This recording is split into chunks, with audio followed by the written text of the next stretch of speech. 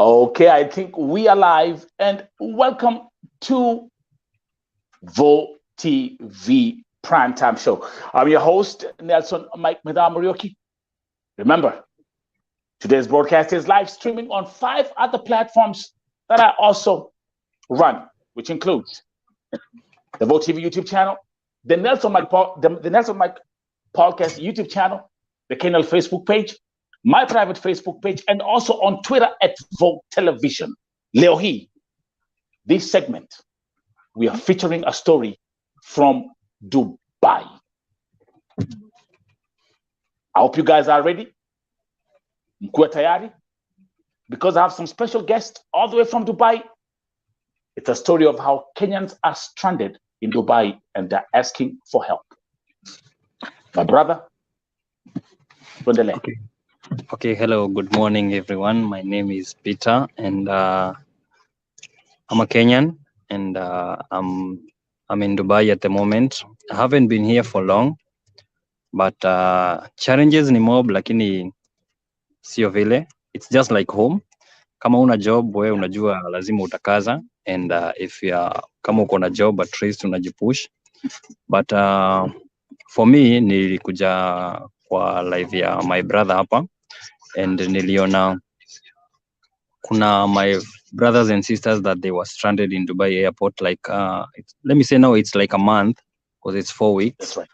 Your video iko kwa YouTube, so I just saw the video and I was like, I really wanted to know because lazima ukuwe na utu na ukuwe na ile roho, and for me as a Kenyan, tunajua tumefunzwa, tumegrow tukikuja kujua that you have to be there for each other no matter what. So for me, I'm here in peace and just here for my brothers and sisters tujue what can we do for them. Everybody has a second chance, okay? Because that's right.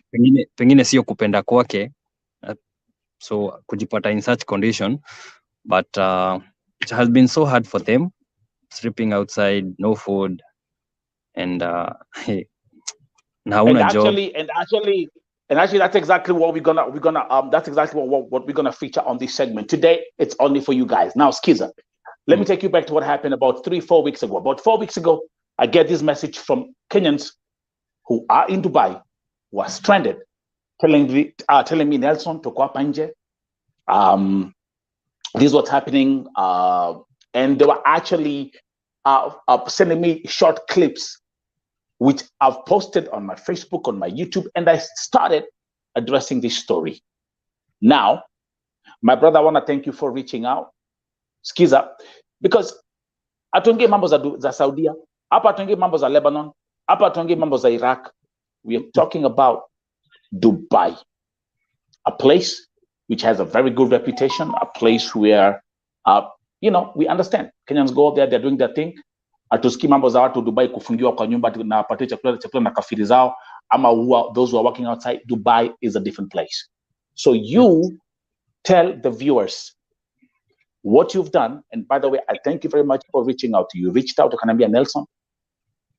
I want to help. Tell us what you've done as a brother's keeper and what's going on. Okay, thank you, brother. And for me, after watch your story na ikaniguza sana, I've been in such a kind of situation whereby pia mimi nilikuwa stranded the same way. And let me just sitatumia hiyo neno, but I was messed up by an agent, and I really struggled na nikaenda mbaya, and I was about to give up myself. I was about to go back home, and nikapata one of my friend akani introduce to a certain church, and si ati sikuwa Christian, sikuwa nafuata God, but nikaanza kufollow up na church, and there after just dedicating myself, I happened to get a walk-in and nikapata job, and it was almost for me visa yangu iende ikue expired, so the last minute I was saved. So for me nikaona cause nilisaidiwa, pia mimi ni vizuri nisaidie, whereby after nilisikia all this story, it's not that wenye tu niko na wao ndio wanapitia hiyo shida. No, there are so many others whereby we don't know where they are. We are still trying to locate where they are. Secondary, for me myself, I'm having like 10 in numbers, and I'm with them in my room. Yeah, I have 10 Kenyans in my room, and Yes. 3 gentlemen, and the rest they are ladies. And I'm so happy because we are cooperating together, even though I'm passing through some challenges here and there, just because of unajua kawaida mahali unaonekana you are having people, and Dubai, everything is money, and without money you're just nothing. My So for brother, me, it's not only Dubai. Money is everywhere. Okay, we don't get food for free in America. Okay, we don't live for free in America. Now, what we're gonna do is this, my brother, as we continue with show ya leo. Let's take a commercial break. Then once we come back, you bring them on camera. Waongee, watuambie what's going on, and then you, my brother, kwa sababu umechukua 10 people. And again, I want to thank you very much for reaching out.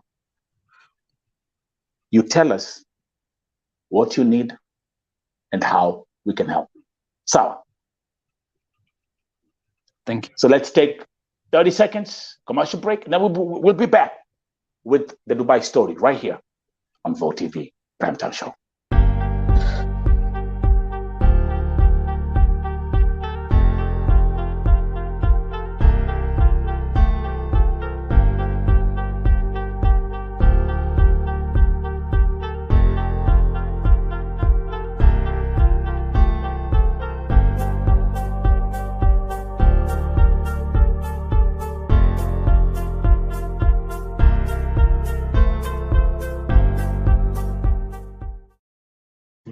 Okay, here we are back. Welcome to Rauka Navo TV Breakfast Show. Today, not the Saudi story, but the Dubai story.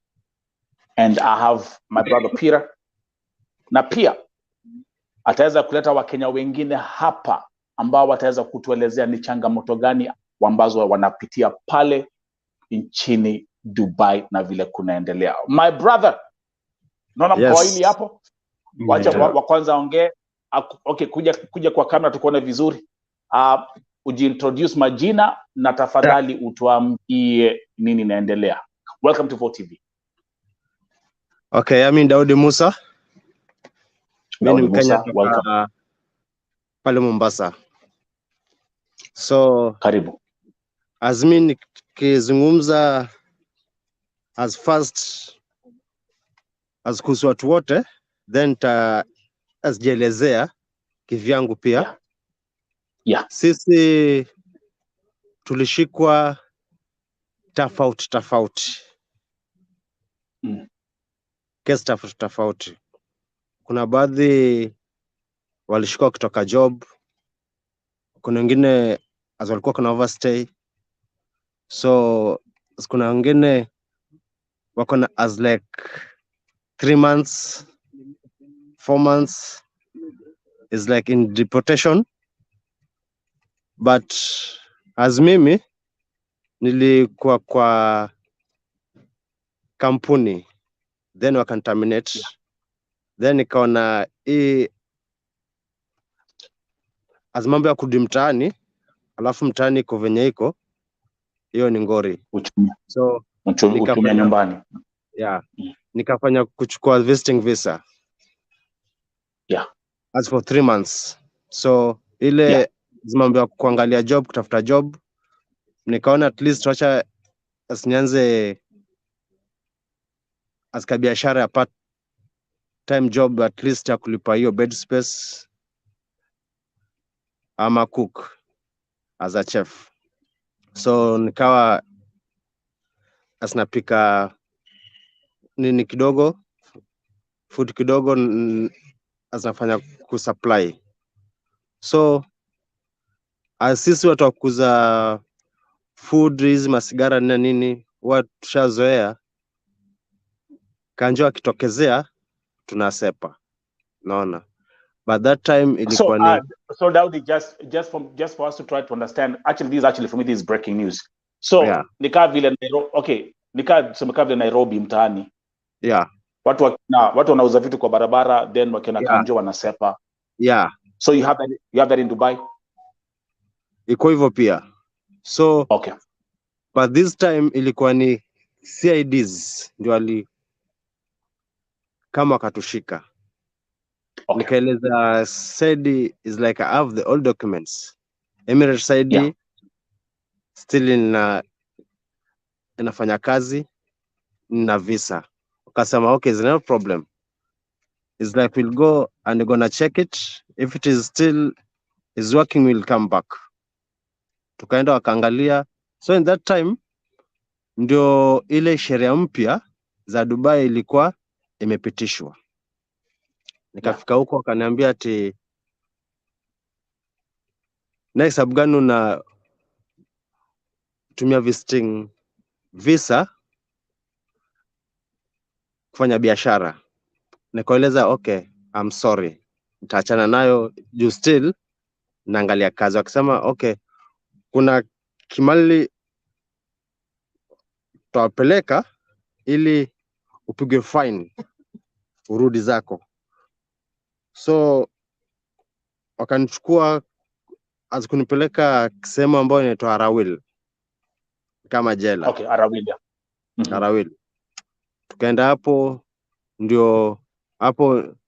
ndio tulistag mpaka nao pale tulika like as mimi nilika like as 1 month and 1 week, ndio nikakutana na Kenya wenzangu ambao ni madada zangu azama ndugu zangu, tukatolewa hapo tukaenda sehemu nyingine inaitwa Lowasan, tukaketi hapo like some 1 month na kitu, tukatoka hapo tukarushwa Terminal 2. From there,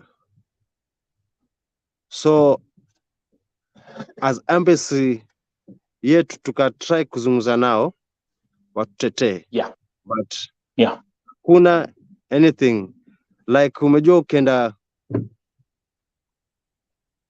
nini, kuna mgonjwa, kuna zile ka op lazima umpe mgonjwa, usijali dadi, meza hii ka Panadol utafanya kupata at least ka nini ta reduce hizo maumivu, but mtu anakushow hiyo sio shida yake. It is only just pay your ticket and go home. Na saa hizo hauna hata shilingi moja hata kununua maji uko ndani, unaona. Tuka try all our best, but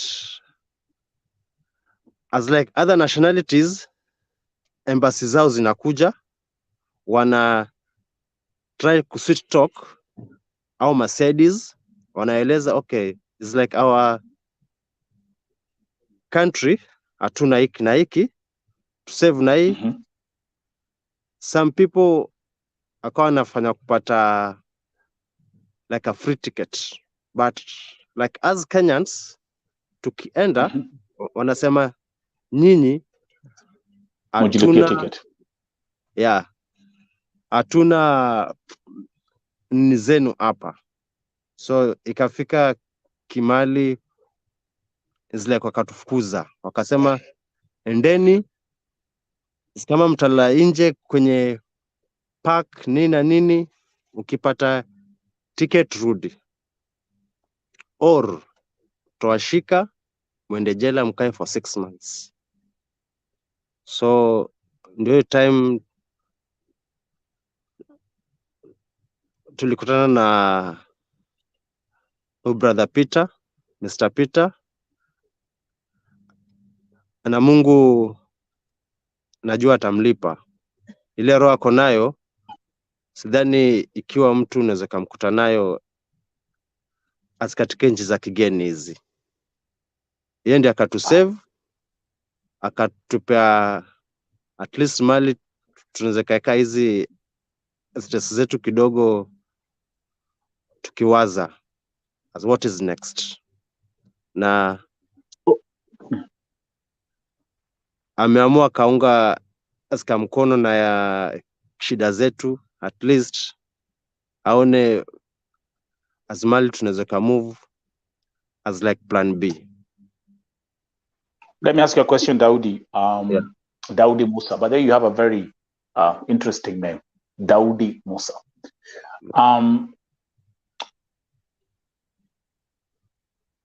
Tuambie, ndio wewe pamoja na kikundi ambacho mko nacho hapo, mko watu Pitano, 10. tuko watu 10 sasa.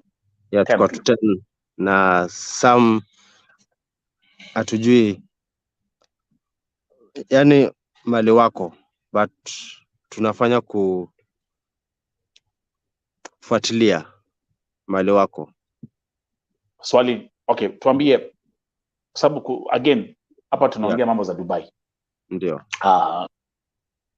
Tumesikia story yako, tumesikia yale ambayo umepitia, tumesikia yale ambayo pia embassy imewambia, consulate ya Dubai yale ambayo imewambia. Ni challenges gani ambazo mnapitia sahi? Kumbuka, lazima mkule baba. You have to eat. Yeah. You need kama kuna wanawake, they need personal requirements, hygiene items. Explain to the viewers some of the challenges ambazo mnapitia hapa. Hata mambo za documentation, the challenges ambazo mnapitia sana. Shida zenye ziko hapa, the first thing is about food. Hata sabuni ya kuoga ni shida. Some bills pia ziko hapa juu amerent hapa, like gas, steamer, as plus maji. Hata hiyo rent kidogo inafaa, ikiwa tungepata mtu at least tumsupport kidogo, ndio asituangalie venye tutafanya. Juu hizo ndio shida tuko nayo zaidi sana. Yeah. Wow. Daudi Musa, again, thank you very much for giving us an insight of what's going on and talking to the viewers here on Vote TV and telling us what's going on. Kwa sababu ukiambia watu Dubai wanasema hey, kwani pia Dubai watu wanapita hizi changamoto. Kumbuka nilipost hizo video ambazo mlikuwa mmenitumia. Kuna video nilikuwa nimepokea watu wakiwa nje. Then kumbuka now it's winter time. My brother, baridi mazee ukiwa huko nje. Then I also remember I was surprised kwa sababu kuna watu walikuja wakadestroy zile structure pale walikuwa wanalala, walikuja wakadestroy hizo structure under the supervision of Dubai police. So it looks like there's something cooking and there's something they don't want you. Will I be right if I say they don't want you in the country? Kama embassy imesema tu, you know. I don't think so. I don't think so. So as mimi naweza kasema ni ile tu hata wanafanya tu ile kazi yao na sheria ya zile ambao wamepewa, lakini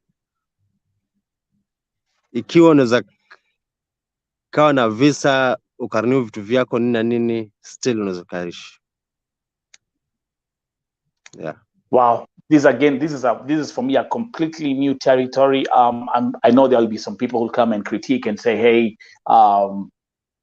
they have to follow the laws. And na baadaye nimesikia kwanza kuna Wakenya wengi sana ambao pia wako hapo Dubai ambao wanapitia shida kama hizo. Wako wengi, hata kuna baadhi, but is mixed of nationalities are a will, but tutaenda kuangalia ikiwa kuna Wakenya wako huko, but wanalala nje. Na saizi mali si tuko hapa hivi, ni winter, inanyesha, wanalala nje, wananyeshewa. Juu niliona picha fulani ya rafiki yangu moja, nikimkuta nitamshow ani tumie, then tampa brother Peter anaweza kutumia picha pia. Okay, so tutafanya hivi. Thank you again. Welcome to Rauka na Vote TV breakfast show. This is the Dubai story.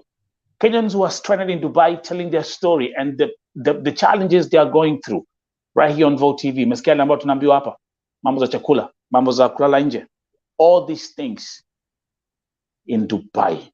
Yes, it's going to be a surprise to some of you. It's a surprise to me as well. Nimekuwa nikideal na nchi zingine, mainly Saudi Arabia, Iraq na Lebanon. This is new to me and I'm prepared to learn something new. What we're going to do, we'll take 30 seconds commercial break. Alafu, Daudi, we'll bring back Peter, Tomleta Peter Arudi. Okay. And also, I would also like to hear from one of the sisters hapo. Akuja pia hapa kujaona.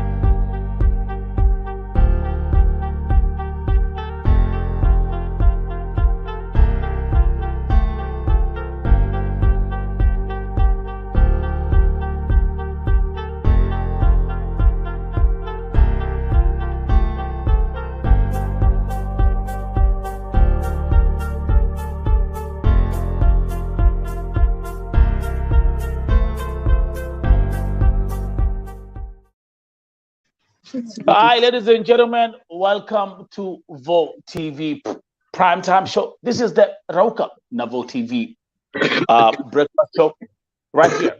The segment I'm covering a Dubai story. My brother Peter, welcome back. Daudi Musa ameongea, he has spoken. Now back to you. Tell us more. Okay, thank you. And I say thank you to brother Daudi because ameguza pati yenye yeye amepitia. And I will touch something small about venye umeuliza.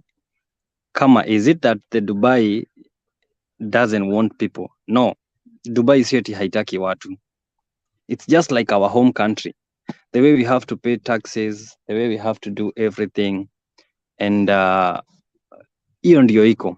We didn't come here for fun. We came here for money. We came here to work. Okay? So, number one, that's right. As Daudi has just said, is that if you have your own documentation, you're free to be here in Dubai. You can do anything. If you have your money to spend here in Dubai, you can be here even without working, as long as you have your own money. But don't forget, you don't have money, you don't have documents, you don't have anything. So you're just there. So, ni kama kwetu tu, vile tu unasikia mtu ameambiwa ushapitisha time yako ya kukaa. Same to your side. If you're not visa yako and everything ishaisha, you have to go back home. Okay? So for you, wewe mambo imekuendea vibaya ukiwa kwa nchi ya wenyewe and you don't have money. Don't forget that most of the people who come, not only here in Dubai, but most of the people wenye wanaenda nje, wanatafuta wengine loans ndio at least waende wakatafute riziki. Isn't it? So it's so hard. You haven't paid the other loan and you're looking for another loan to take you back home. That's right. So Mimi, number one, what I would say is that this issue and most of these cases, they are being brought up by our agents because they have turned to be not real agents, but scammers. Go back to your story. You went through that process. You are in Kenya. Dubai. Peter, do us a favor. Run us quickly. I want to hear that part because that part is critical. I want to hear your story, what you went through, and you also said the difficulties you went through once you arrived in Dubai. We are listening. Okay. What I'll say is, on my part, I won't say that I was so bad in Kenya. See, nilikuwa mahali pabaya. I was so good, but mambo ikakuwa hard, and I really had to look for otherwise. And I'm saying this openly, and it's going to be a warning to them. And if they are not going to change, we are going to bring them on the table. Because for me, I have all the voice records of my agent. How sweet talking they are when you're in Kenya. How they sweet talk you. Vile utafika job, vile utafanya everything, once umepata kila kitu. I'm very lucky that I had 3 months visa. We came, myself, sisi tulikuja tukiwa 6. And only 2 of us, we had 3 months visa. The rest had 1 month and one more had 2 months. You can just imagine you're coming to Dubai, you're having 1 month and you don't know where you're going. My first time venye nililand Dubai, Nilikuja nikachukuliwa na certain Ugandan agent, and it's like they were not cooperating so good with my Kenyan agent. So day one mimi nililala njaa Dubai, na mahali nilienda kukaa, it's like I was dumped. Second day I was picked up by a Kenyan agent. I won't mention the name, but he also, hiyo jina inataka tu kutoka, lakini kwa sababu niko na machungu, he really messed up my day, my everything. He was so good. Let me say, by first round he was so good because alitutreat vizuri. He picked us and we just explained to him that we haven't eaten anything. Venye tulikula tukiwa nyumbani, that's the same way we are. And he just treated us so good, and we were taken to a bed space. And there we were told that we are going to be there and everything is going to be okay. We were 3 boys and 3 girls. So after like 2-3 days, akakuja akatuambia that there is typing job, and not everyone is smart in typing, so we had to do and try our best. So lazima ukuwe na ile trials and certificates and everything. So some of us happened to be slow, and one guy and 2 girls, they performed so good and they happened to go, wakaenda kwa hiyo job. So they went and they left us, so we were left 3 of us. And economize everything, alibidi ametulipia bed moja, tuko boy wawili na dem moja. How are you going to share the bed? It's not going to be impossible. So for me as a man, I had to give up, and I give my sister the bed space. So I was sometimes spending the whole night sitting down, and mchana mimi ninalala. And siku zikasonga. So you like sleep in shifts? Yeah, you're sleeping in shift because you have to give the lady first priority for her to sleep, because maybe she can maintain, because let me just say she's like my younger sister, because age-wise ni young kuniliko. So and she wasn't into that things, because tumezoea, wanaume wamezoea kuenda kufanya zile mambo ngumu, saa zingine umeenda umelala kazi nje and all that. So for me, I was okay with that. I happened to do that.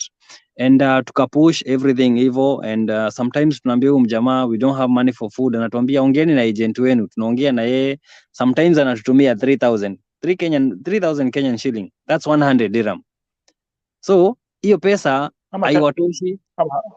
Yeah. What you're gonna buy? Listen. What you're gonna buy with what are you gonna buy with 100 dirhams? So that's how it was. That's how it was. Hizo ni kubusu mbili na. So we really pushed life. It's crazy. Yeah? We really pushed life, and for me, after I make calls, I just do recording calls and everything. Calls zake zote niko nazo from nikiwa nyumbani na nikiwa Dubai. You have the voice. I have all the voice calls. Peter, like I say, this is news to me. I'm here to learn. I'm here to listen. I've given you guys a platform. Kuna Wakenya ambao wana watch hii broadcast wakiwa nyumbani. Actually in the process of coming to Dubai. Okay. Do you remember how much you paid the agent in Kenya ambaye alikuwa na kusweet talk ndio utoke mtaani? Hiyo siwezi feature. I spent like not almost 170,000. I spent 170,000 nikijua ninakuja kujoin job and everything. Myself, I had done confirmation on everything. Nilikuwa ninajua that if you come to do a security job, you must have the documentations, a security and everything, whereby to have that document here in Dubai, it's very expensive. You have to pay 1,700 dirham. That's almost 70,000. That's almost 70,000. So ninapiga hiyo hesabu, I won't manage that. Nimekuja na hiyo 170,000 and I have to pay more 170,000 to get that job, to get the certificate, not the job, to get the certificate. So mimi nikapiga hesabu nikaona, because I'm not going to make that huge amount of money, I have to do something else yenye haita ni require to have all those documents. And mwezi wa kwanza utaisha. Peter, do they tell you that when you're in Kenya, do they tell you, okay, this it's gonna cost you 170,000? Ukienda Dubai, just now again to be security, you have to go and pay this other money. just to get the certificate, not even the job. Do they tell you this? Do they tell you this while you are in Kenya? When I was in Kenya, niliambiwa that siwezi, kampuni itanisimamia kila kitu. And once you come onto the ground, everything is different. Different kwa ground. So for you, everything is money. For you to be a driver in Dubai, you have to do your driving license in Dubai, whereby it's so expensive. That's almost 6,000 dirham. That's almost 200,000. Where will you start? Hata kama uko qualified driver from back at home. You see, kama niyo kazi ya security, you need the 70,000. So just the small jobs you have to do. You have to do like cleaning jobs, construction, because hizo hazihitaji anything. You see, you have to do the waiter job and these small jobs. You see, so for me, mwezi wa kwanza ikaisha, bado ninapigwa sweet talking and everything, and cause I don't have otherwise, nikasema okay, let me just keep on trying and keep on pushing. But ilifika mahali and my agent, cause alikuwa ni mwanamke, and nilikuwa ninamheshimu sana, nilichoka. I remember I called her and she told me that, nani alikuwa amekuambia that mimi nikikupeleka Dubai nitakuwa ninakununulia chakula? I was like, what's the meaning of that? Sasa amechoka na sisi. Not forgetting, I remember I was taken, niliona hey, visa itaisha, let me just try and do this typing and I'll do my best. I happened to be taken to a typing job, whereby I'm about to say what kind of a typing job that is. I was taken to a certain village, deep inside the village, whereby our Wachina wameka their everything huko and they are doing scamming jobs. Unaona zile message zenye tunapatanga za sweet talking and everything, and that's the job that you are going to do. Those are, and by the way, let me actually talk about that, because that's something which is we are seeing. We are watching this thing happening in places like Dubai, Qatar. Also, now they've stretched this thing, especially in Asia, India, Thailand, those places. What they do is they grab you, they dump you in the village. These Chinese companies, there's actually there are a couple of documentaries about this. Your job, they target mainly Europeans and Americans. Thank you. Nangalia profiles za wazee, sweet talk them, and that is what they are calling typing jobs. My Welcome brother, to the reality. Let me just tell you one thing. Me as a man, I was transformed to be a lady, and I had to sweet talk the men. And they want, my brother, usimcheke, mimi ninaongea tu the reality. No, listen. Yeah. Peter, listen. We have to, because this is the reality. So actually, you know what they call them in Nigeria? Have you ever heard about the Yahoo boys? Thank you. Peter, you became a Yahoo boy. So that's what can you, Peter, this is Bo TV. What was your female name? Which name? Little Sharon. Let's laugh about this. You survived. Day one, Peter was so good. Day one I was so good because wewe unataka do, si ni kweli? And you have to be sweet, isn't it? So this is the normal thing venye tunafanyanga kuweka mtu box. So I happened to do that. In the course of one day, I had 17 customers. But I was slow in communicating.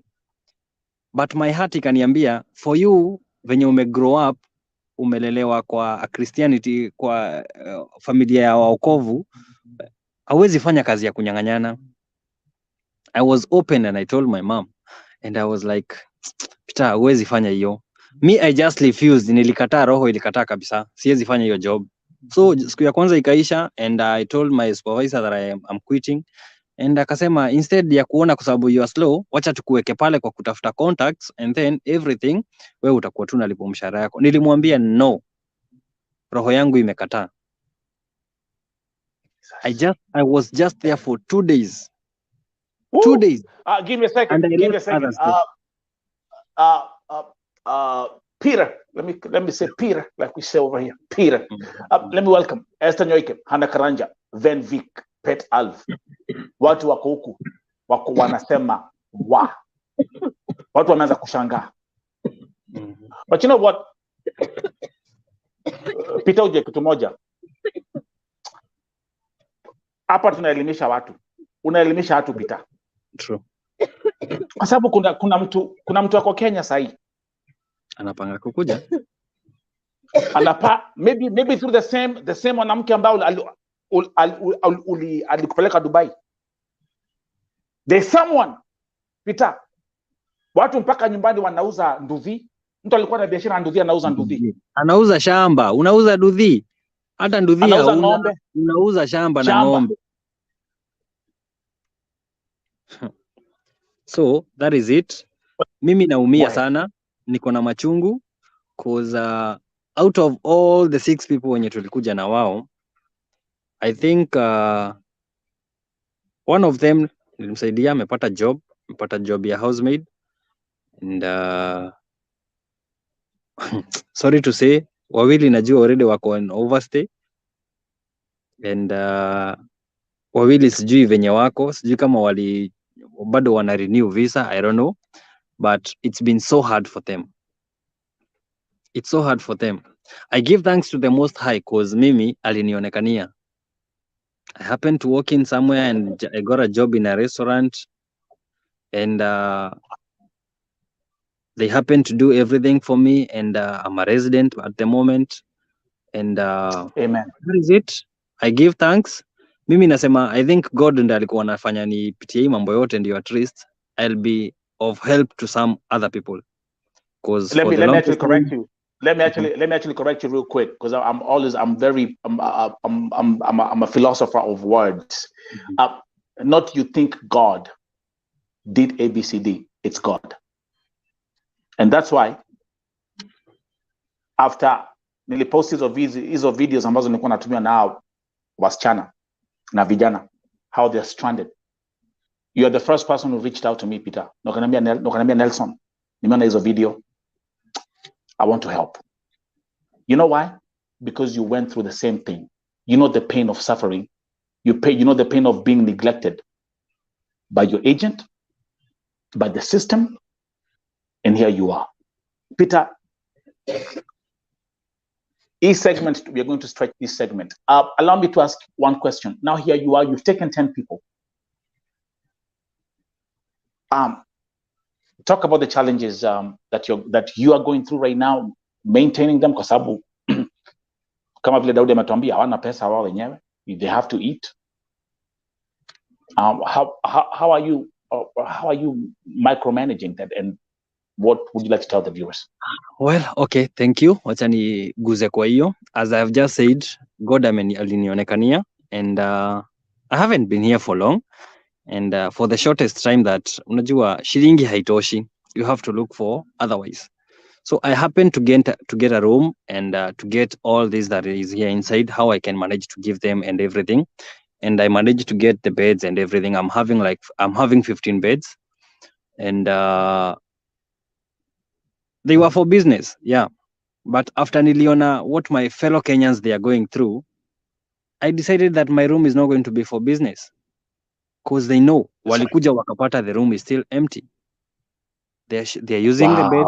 Everything here is new and everything, but sasa challenges zenye ziko ni I'm slow to pay my rent, because I have to wait for my salary to come so that I pay for the rent, because I won't wait to see me losing my property just because I don't have clients.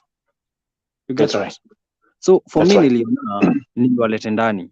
For my landlord, like 2 days ago my crazy landlord was here. Akiona watu wakitoka kwa room anasema mjamaa ako na pesa. She came here and alianza dramas and everything that you have to give me money. Nilimwambia, my friend, how can you wait from 1st to 20th wakati umenyamaza, lakini you can't be able to wait from 20th to 30th. That's 10 days, isn't it? Nimeishi kukupea pesa yako end month na una cool down. But once you see people wako ndani, you want money, you think that I'm doing business. I don't want to disclose my brothers and sisters to out to the community. Niseme that these people, they are on deportation. Niseme that these people, they are on everything. You see, I have to protect them. So I have to come up with an idea, and I will say that our watu, they are going to be paid pesa yao itakuja siku fulani, and I'm timing with my salary wakati itaingia. You see? Wow. So she really had dramas. Oh, I don't want to listen to this, and oh, blah blah blah, and everything. She first turned off the lights. Akazima lights. Damn. AC. Akaprick choo, akatoa choo, akaenda nayo. So that they are not going to use. You see? So I really felt so bad. I really felt so bad. That I'm here helping others. I'm here helping others. And someone here is harassing others. Wait, Mungu hata wayo alichukua choo. Alichukua choo. Nayo. They are here. They are my witnesses. They know what we are going through. How you're surviving. You see? But I had to manage, and I had to go direct to the owner of the building, and I explained everything to the owner of the building. He's a very good Pakistan guy, and nikamuelezea everything, and he was okay with it. And from there on, we just decided, me and the agent, we are no more. I'm just going direct through the owner of the building and everything. And I was given back everything. Nikarudishiwa stima na nikarudishiwa choo, and cause I feel venye nilimwambia what my brothers and sisters they are going through. Are going through. You get it?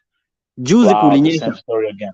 Juzi kulinyesha. Nilimuuliza, hivyo venye kumenyesha, you can imagine your brothers they are outside. How would you feel? That's right.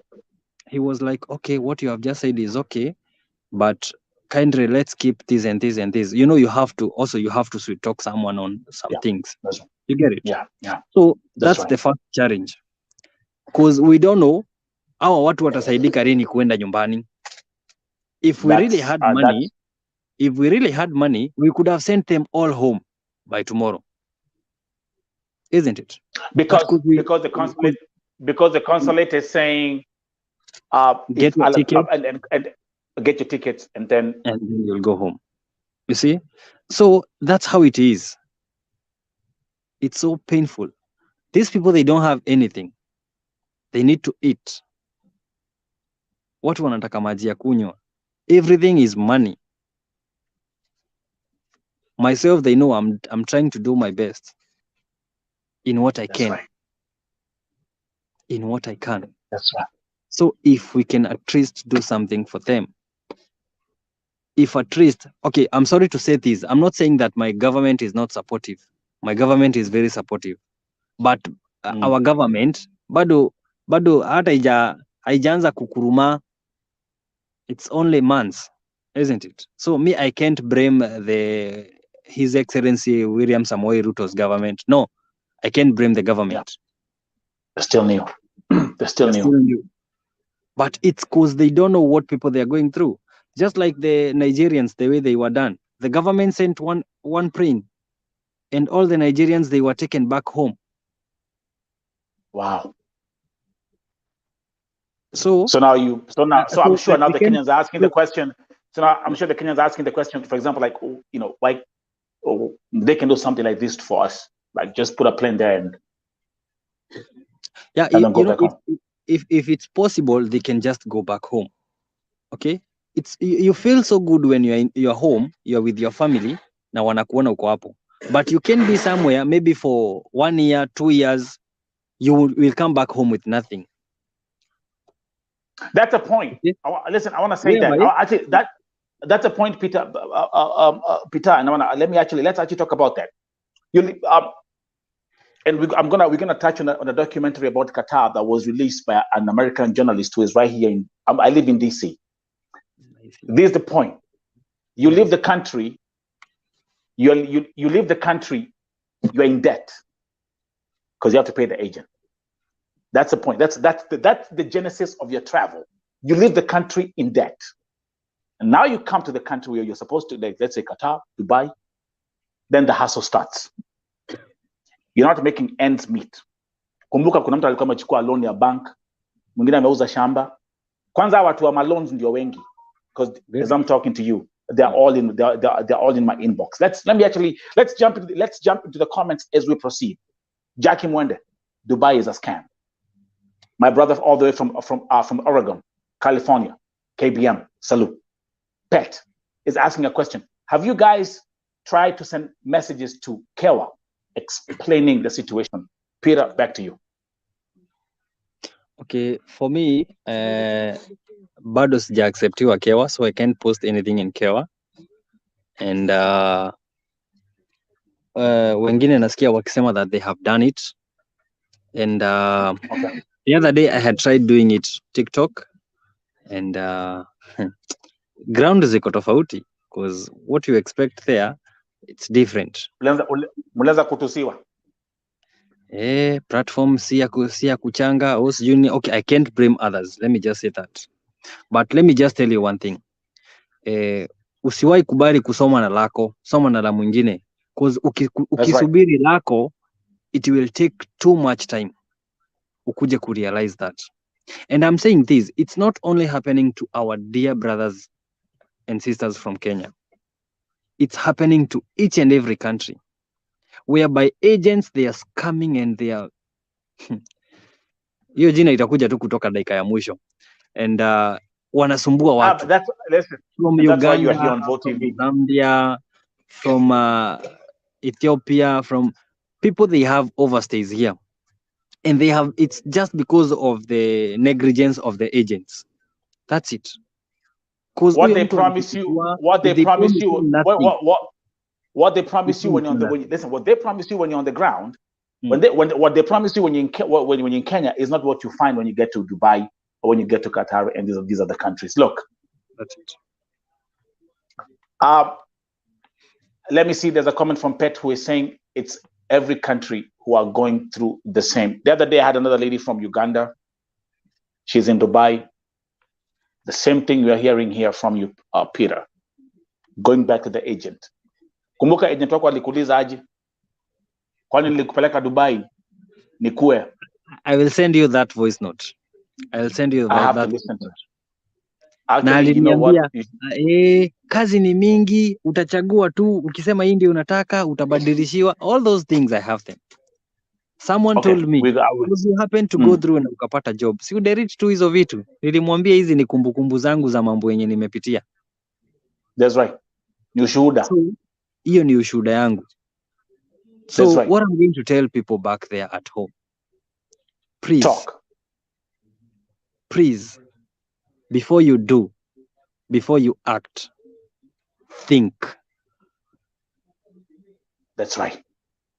Because tunaambiango ati kuomba mawaidha kwa watu, ati mtu anakudanganya ati au hataki ukue kama yeye. No. Mimi nilikuwa kwanza nilikuwa nataka kuleta brother yangu Dubai tupate hii do. So what it is that let's think of what's there. Dubai is a place whereby hauwezi sign operator ukiwa nyumbani, because wengi wamesign operators fake.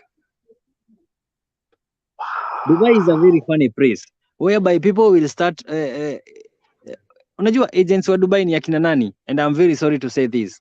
You come in Dubai, you happen to get a job, and then usikie kuna mahali kuna ka job, waambie mtu kuja kuna ka job.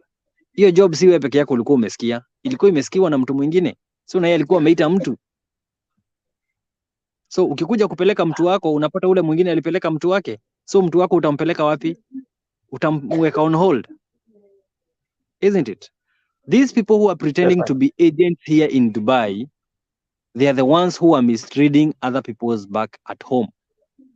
And those people who are, those agents who are at home, they are the ones misleading these people who are going to Dubai. Because anakuambia utaenda kukuliwa na fulani, atakupeleka kazi. So yule wa nyumbani akikula pesa, akipea huyu share yake ya pesa, huyu akikulipia bills kadhaa hivi, bills pesa yenye alipewa akiona imeisha, anakuacha. Isn't it? Mimi si mimi nikikuleta. Me, I was just handed over to you. So what are you going to do? You'll start the system is rotten. I hear that all the time. People talk about tarmacking in Dubai. Yeah, go ahead. I give thanks to the Dubai government, because hii itakuwa somo. people used to come with visit visa, mtu anakuja anatafuta job, anapata job and everything. But saizi kuna ile visa ya kutafuta job. If you come with visit visa, you can look for a job. And for the company, you won't change a visit visa to a working visa. But they're not telling you that when you're in Kenya, right? No, they're not telling you that when you're in Kenya. No, well, they just actually, you know what? Peter, let me say like we see in America. Peter, listen. The same thing you're going through in Dubai, the same thing you're watching happening in Dubai is the same thing, for example, that is happening in Turkey. And I'm actually doing a major expose.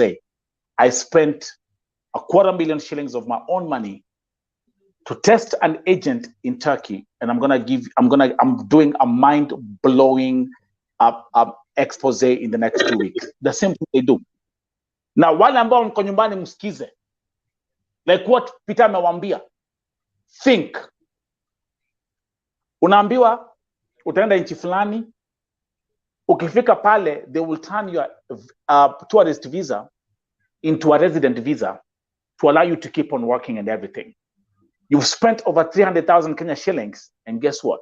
Ukifika pale on the ground, you find that the government cannot do that for you. And you find people are getting stranded. Umetoka nchini Kenya ukiwa na you have a debt, uko na deni, now you're in a foreign country and you have nowhere to go and you don't know what to do. I'm very happy and very honored, Peter, that you've come here, and we're going to keep on addressing this issue of Dubai as we proceed, and also figure out, Peter, how can we help you? You are hosting 10 people. People have to eat. People have to drink. Wale ambao na host hawana kazi. And do me a favor, Peter, ningetaka nifanye hivi tafadhali. Eve, do you have a host who is a female who would like to come on camera and talk? Ladies, who is ready? If I'm gonna do this, I'm gonna give you 30 seconds. We do this commercial break, and please let's have one female. Mwanamke moja kuja ongea, kwa sababu nakwambia wanawake pia wakiongea. People are here following this segment very carefully, and we want not only to hear what you're going through, but we also want to teach those who are back home. Right here on VOTE TV.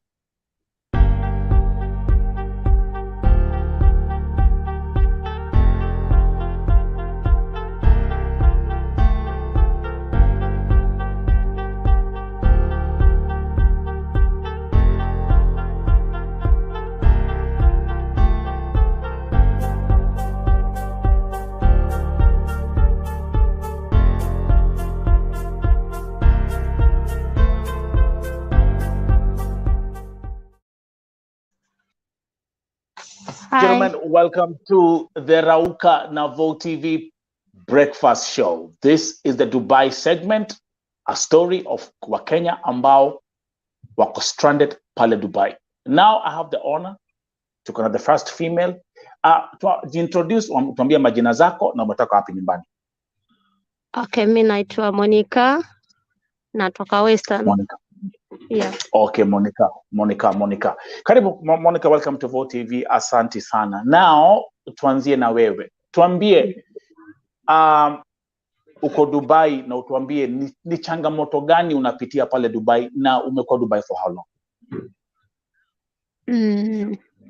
Nimekuwa Dubai since 2019. Yeah. Yeah. Okay. Na wewe mwenyewe unapitia changamoto gani sasa? Kwa sababu Peter ametuelezea, ni pia nilikuwa nimeelezea watu vile kunaendelea. So tuambie wewe binafsi what you're going through. Changamoto ni mingi sana. Kama mimi kibinafsi, nikianza kuongea hizi sitamaliza, lakini maybe nitashorten kidogo juu. Kama mimi mwenyewe, mimi huku hivi nimeteseka sana. Si jela, kushikwa, nini. Alafu unajua huko hauwezi ukasurvive kama una pesa. Hiyo ni kitu cha kwanza. Alafu kazi kupata pia, kama una papers, hiyo pia hata mtu asifikiria anaweza kapata. Hiyo ndio ya pili. Yeah.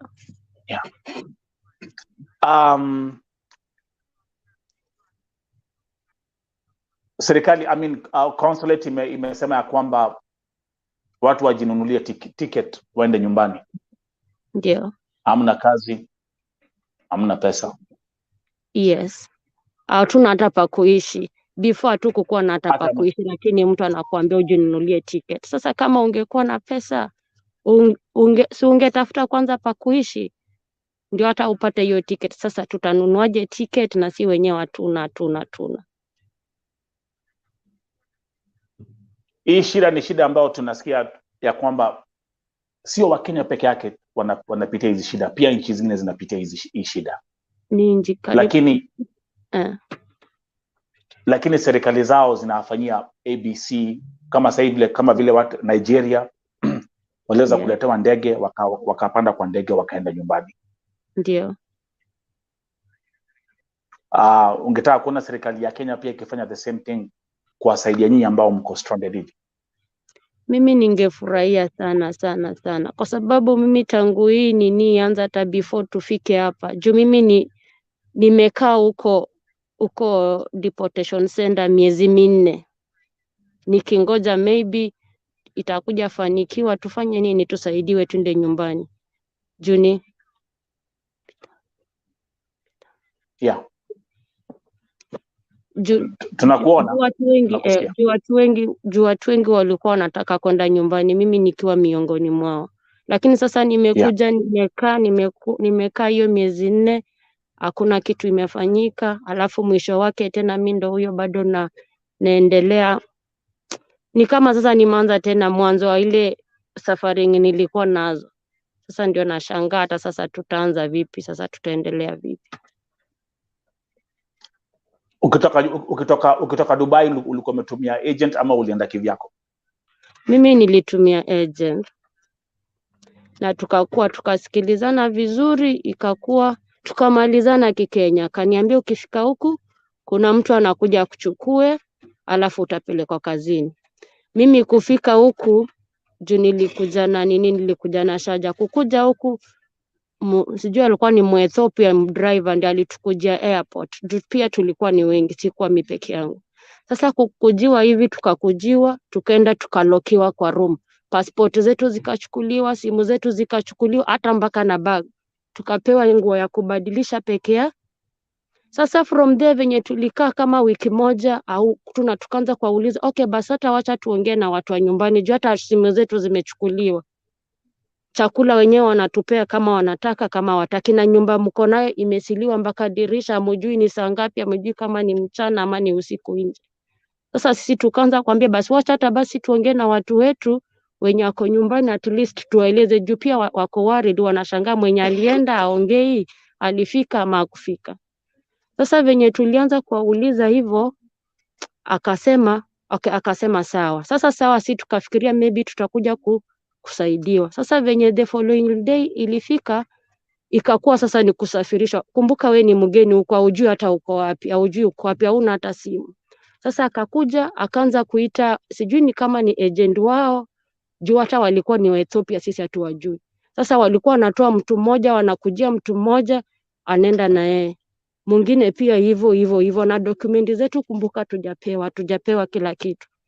Na tuko na visa ya one month, kama mimi nilikuja na visa ya 1 month. Sasa tujui hata tukapoteleana hivyo. Sasa mimi penye nilienda nikaambiwa pesa zenye ulilipa mtu alikuwa Kenya, sisi hazikutufikia. Sasa sisi hapa tunakusaidia, ni either uchoose kazi tunakupea, either uchoose kazi tutakupea, kazi yoyote yenye tutakupea, ama wetu utoke nje, na uko nje penye unatoka au uende na document. Juu umekaa hapa, si ndio tumekuwa hiyo chakula tumekupea, hiyo maji umekuwa ukitumia ni sisi tumekuwa tukikupea. Sasa mimi nikasema okay sawa, leta hiyo kazi yoyote yenye unafanya nini, niko tayari kuifanya. Sasa si mimi ndio nikatafutiwanga kazi ya nyumba. Sasa kazi ya nyumba venye tulianza ilikuwa 2019, kufika hiyo Mei kukakuwa na corona. sponsor akasema akakataa kunilipa mshahara. Sasa mimi nikashangaa sasa nitafanyaje kazi bila kulipa mshahara, juu kila saa ukimuuliza mshahara anasema kuna corona, lakini kazi wewe unafanya nini? Unaifanya. Sasa utafanyaje kazi yenye haulipi hata kama kuna corona? Basi si anipea hata ndoga, akakataa. Nikapigia embassy ya Abu Dhabi. Sasa venye nilipigia embassy ya Abu Dhabi, wakaongea na sponsor wangu. Venye waliongea, the following day wakasikilizana nipelekwe wapi? Consulate, juu penye nilikuwa ilikuwa ni mbali na main embassy. Okay, sponsor akanichukua na miguu zake mbili na kila kitu na bagi zangu, akanipeleka mpaka consulate.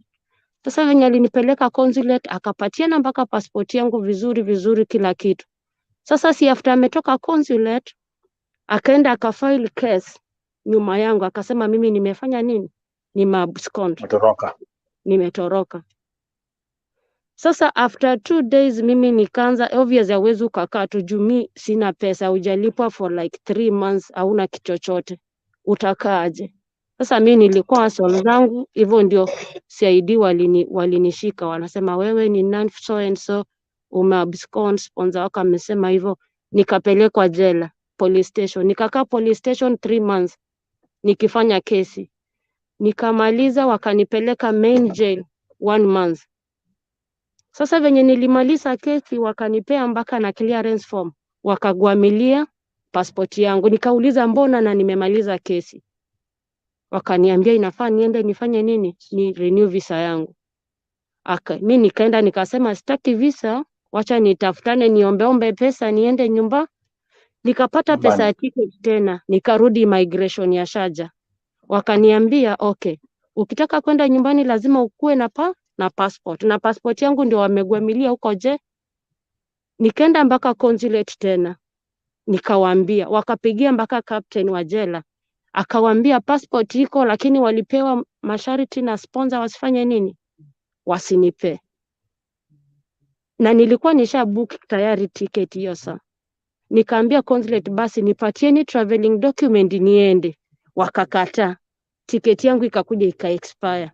Sasa since 2019 mimi nimekuwa nikikaa tu hivi. Juu sasa ticket ime-expire, nimekataa kupewa kila kitu. Sasa nitafanyaje? Wow.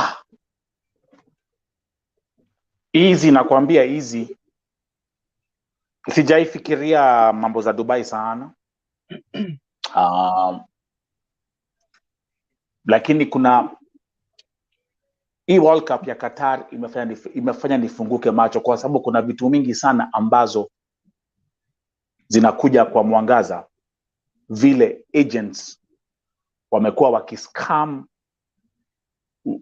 watu kwa promise mambo za kazi nini, alafu ukifika pale unapata kwamba mambo si vile ulikuwa umeambiwa. Let me ask you a very honest question, my sister. Yeah. Ulipotoka Kenya ulienda Dubai kwenda kutafuta riziki. Si ndio? Ndio. Would you say you have wasted your time? Kabisa. Juu ningekuwa Kenya kitu ya kwanza hata singekuwa napitia hizi mashida tunapitia huku. Alafu hiyo pesa nilitumia nikifikiria maybe hata ningekuwa nimefanya kitu ingine ya muhimu kuliko. Juu sasa unajua hii umewaste pesa, umewaste time, wewe mwenyewe depression ndio hiyo. Ni kama una load tu vitu tu zikiendelea. Yeah, naelewa. Yeah. Najua kuna watu wengi sana ambao wanapitia changamoto zile ambazo napitia. Yes. Elimisha watu ambao wako hapa, kwa sababu kuna mtu amekaa hapa ako na kalamu na karatasi taking notes. Yale ambao mnaambia watu. Na pia kwa sababu tutaendelea kuelimisha watu, mtaleta Peter hapa ongee. Daudi Musa ameongea. Wewe uko hapa pia unaongea.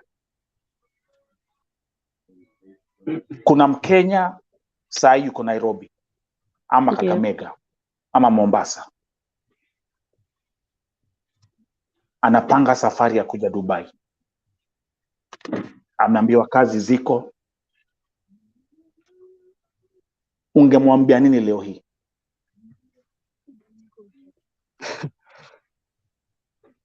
Kama akona kitu ingine ya kufanya, kama akona kitu ingine ama kama akona uwezo mwingine, ama afadhali afanye kuliko kukuja kuwaste nafasi yake huko.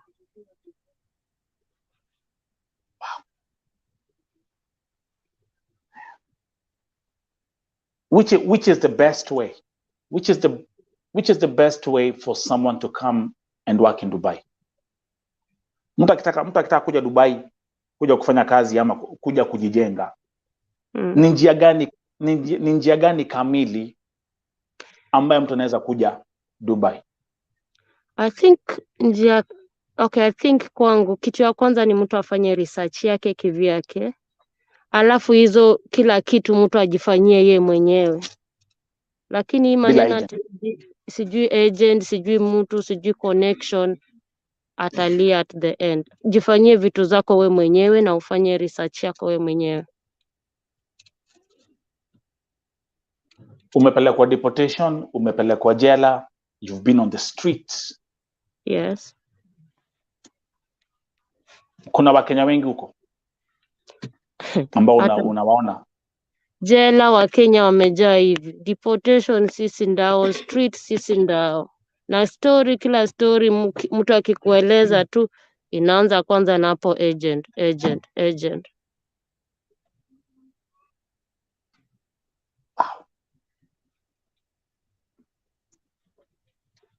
How do they survive? By grace of God. Juu unajua mtu kwanza, hata uko jela kama uko hivyo, okay, chakula watakupea, lakini hizi personal needs zingine kama madem sijui nini hawa hawataki kujua. Chakula ndio wanakupea na mahali pa kulala kwisha, lakini atio sabuni nini we mwenyewe sijui kama utakuwa unaomba ama kama unafanya nini, hiyo ni yako. Zile video ambazo nilikuwa natumia Kenyans wakiwa kwa streets wakisema kuna baridi, chakula hawana personal items.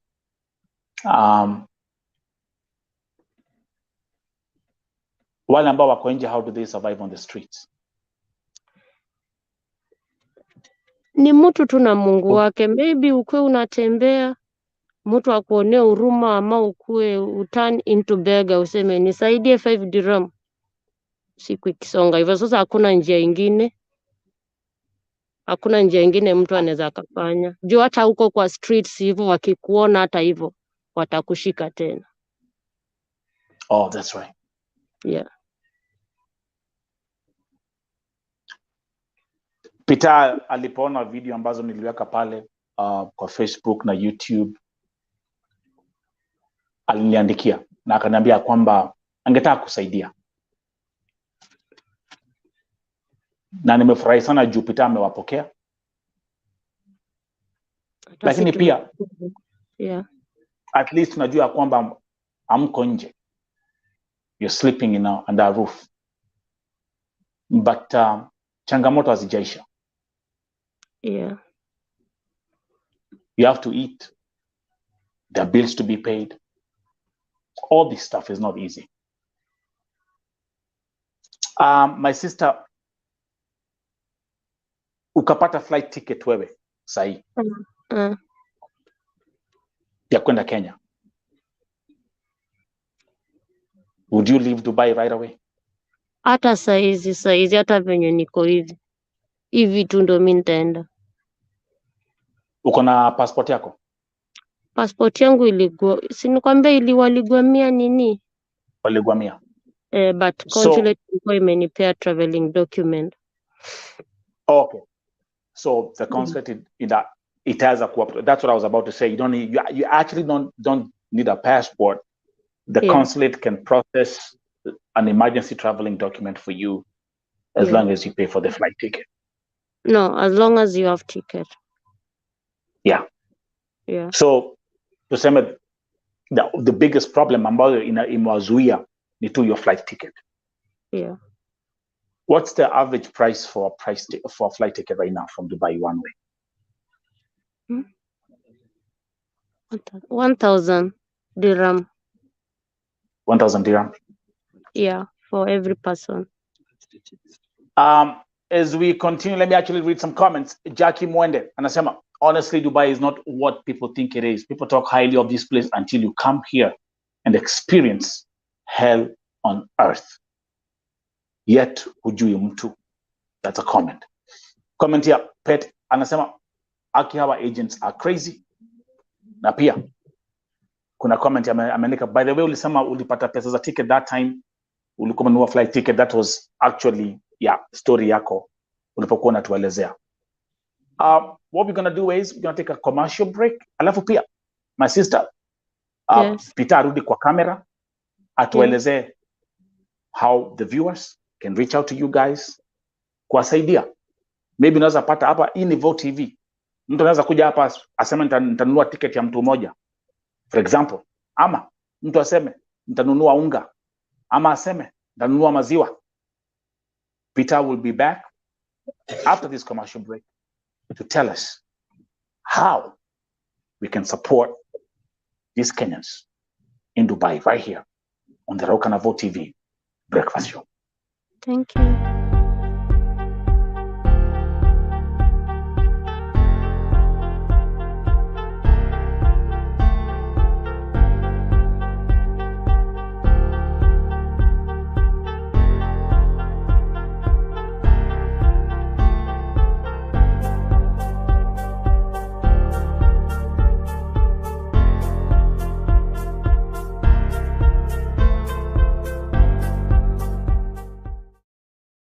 Okay, welcome to Vote TV Prime Time Show. The story of Kenyans who are stranded in Dubai. Back is my brother Peter, who actually has reached out, has received 10 Kenyans to help them. A brother who has also given his own testimony. And as we proceed, he will tell us how can well-wishers here on Vote TV support. Peter, the floor is yours. Okay, thank you. That's the story from our brothers and sisters, whereby we also have our brothers from Uganda bado wako hapa. I have 2 brothers from Uganda also. Wamepitia the same situation, and maybe if they're going to have a chance, they're also going to describe how they have gone through. And for me, as they have just said, is that hivyo venye wamesema, mtu akapata, wengi wanasema mtu akipata wa kumsaidia ataenda nyumbani, and East or West home is the best. Na venye nilisema, sipigi serikali yetu, sipigi hata. All that I'm fighting is the agents. Hao ndio mimi napigana na wao, because they are the cause of all these things. Myself, I work night shift, and in the morning, cause ninatokanga mapema, like 7 o'clock ndo natoka job. And as I'm walking kwenda nyumbani, on the benches, you see people sleeping on the benches. Not only Africans, people all over. People are on the streets. And if you are not on the streets, you can't see what's going on. If you don't walk out, you won't know what is going on. Tutaishi kuambiwa Dubai is the best place. Yeah, it's the best place when you have everything. That's right. Kutafuta job ni issues. Kucommute bado ni story. You need money for transport. Hiyo pesa hauna. Transport the way it's expensive. So for me, I really feel na inaniuma sana. So what I can say is, if we can at least do something for our brothers and sisters, hata kama hatuta make kumwalipia ticket uende nyumbani leo ama kesho, hata kama itakuwa ni January, hata kama itakuwa ni February, the small thing yenye itakuwa, we'll just appreciate. At least wakule. That's what I'm gonna say, man. It's Christmas season. My brother KBM is here. For example, here in America, we are having it's a Thanksgiving. It's a Thanksgiving weekend. And yet, there are people who are out here that are struggling. Daudi Musa told the viewers, hata pesa ya maji hakuna. True. Hata dira moja ya kununua maji hakuna. True. Our sister has just spoken and told us her story. The fake promises they give you when you're in Kenya. They sell you a fake dream. The agent will do anything possible to secure a couple of pennies in his or her pocket. Na Peter, hii ni eye opener kubwa sana. This is a very huge eye opener about Dubai and how they're operating and how people who are back home are taking notes. And I like the way you said it. I'm not fighting the government. You say that. They, it's a young government now. They have the consulates. Everything is new. They have to follow the protocol. But you've said the agents. So, Peter, if I want to buy maziwa, if I want to buy mkate, how can we help you? Okay, for that, what I can say is, if anyone will be willing to help, I can just give my M-Pesa number, my Safaricom number, and whatsoever anyone atasikia ameguzwa Kenya ataweza kutupatia, it's going to be highly appreciated. For me, I'm not going to stop this.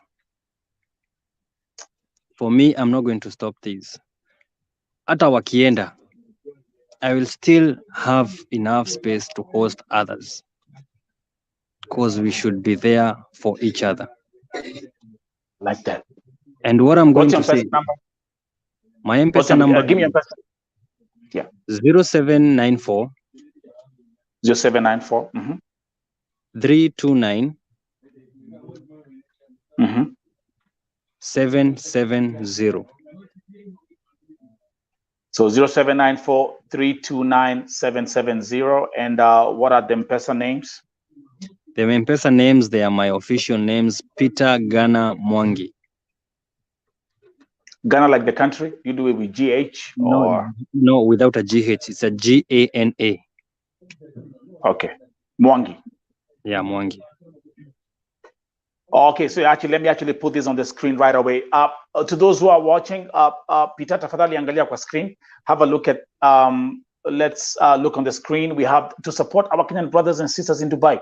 The number is on the screen, 0794 329 770. The name's Peter Ghana Mwangi. Is that correct? Yeah, that's my name, Peter Ghana Mwangi, and my number is 0794 329 770. Thank you very much. So to those who are watching today's broadcast, if you want to support this group of Kenyans who are stranded in Dubai, the M-Pesa number is right there. Peter kama vile alivyotuelezea, he is hosting them. Reach out. It's Christmas time. This is a season of giving. Think about what they are going through. Wacha kuanza kuuliza maswali mengi.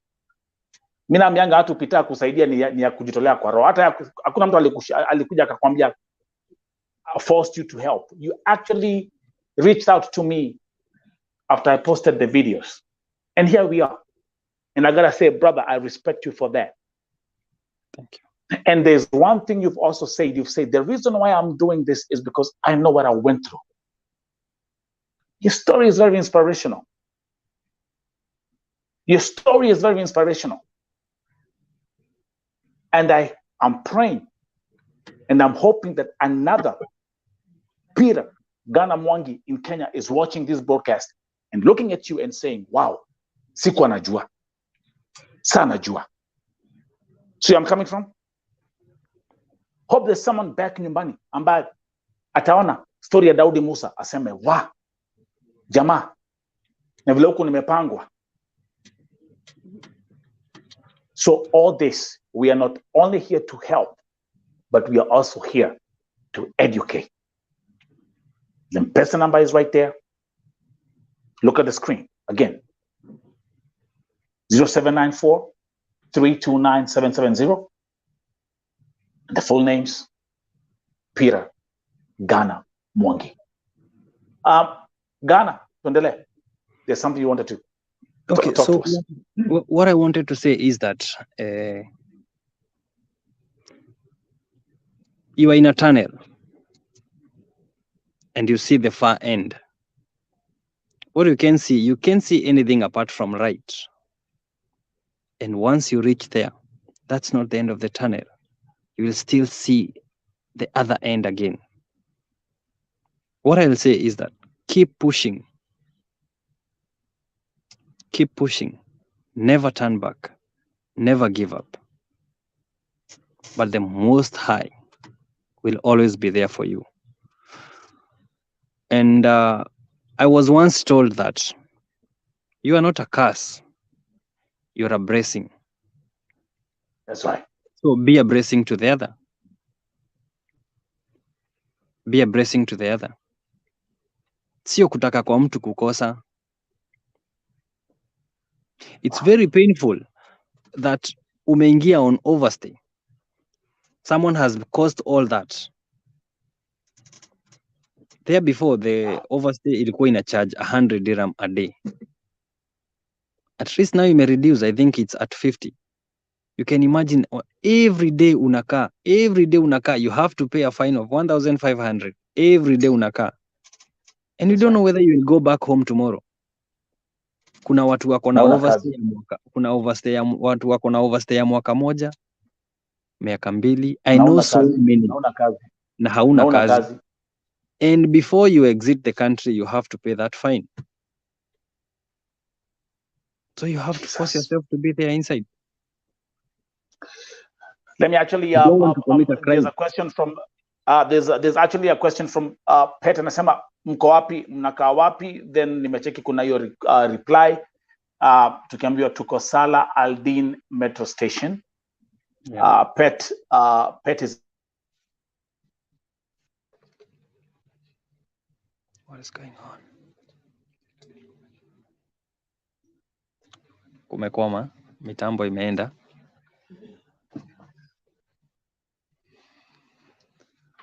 So don't worry about this. Okay. Mehepa tena. My phone is ringing. Simu zinalia usiku wa manane. You know, people sometimes forget that I'm on a different time zone. Anafikiria tu mtu ameamka tu anze. But anyway, it's fine. So that question has from Pet, yeah. There's something I want us. Let's go back to your story, Peter.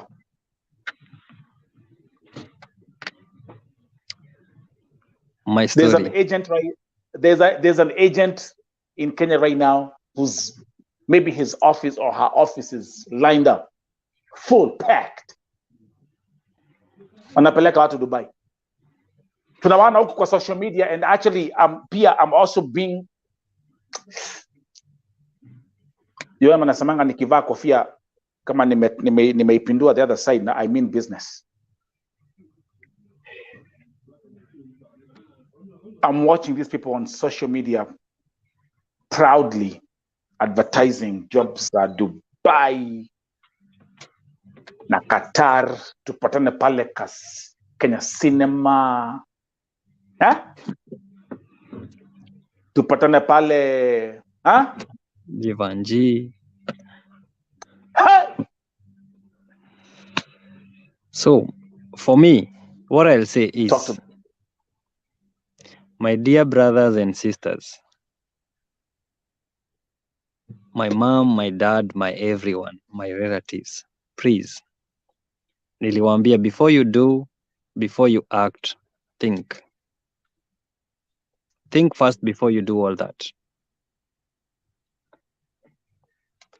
Kuna majobs mob ziko. If you will be so lucky to upate a job with a company, well and good, whereby it's so hard. Kuna jobs ziko online, apply them online. The official companies like the RTA, that's the means of public transport here in Dubai, wanakuleta direct, wanakufunza driving and everything. There are so many others. There are these housemaids companies, Teddy Bear and others. I have seen so many people in those companies, Teddy Bear, wanafanya kazi. But for these others who come to dump people, please, ebu tuwacheni, ebu jiulize, can you do that to your brother, to your sister, to your cousin, to one of your member of your family? Can you do that? Or you just want to do to others? Mi naambiangwa, what goes around, come back, go round. Na usifikirie kenye utatenda leo, kitaonekana kesho. No. Wewe tenda wema, nenda zako. Fanya mabaya, usidhani utalipiwa kesho. It will cost you. Itakutake like even 10 years. Ukuje kukumbuka, I really messed up Peter's life. I really messed up Musa's life. Utailipia. Hautawahi toka kwa hiyo dunia ukiwa hujailipia. So please, what I'm going to say is, first, it's a vote of thanks to my Kenyan brothers and sisters who are in Dubai, who are in Qatar, who are in Saudi, Lebanon, and all over. I have so many friends in Germany, in US. We communicate TikTok and all other places on other platforms.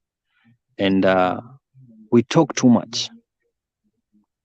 I say just big up and I salute you all.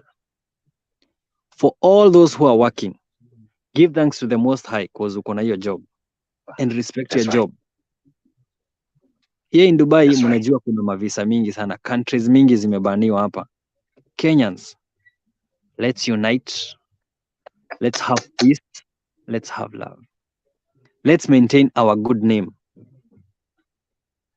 Because tukichafua, tutakosa pengine.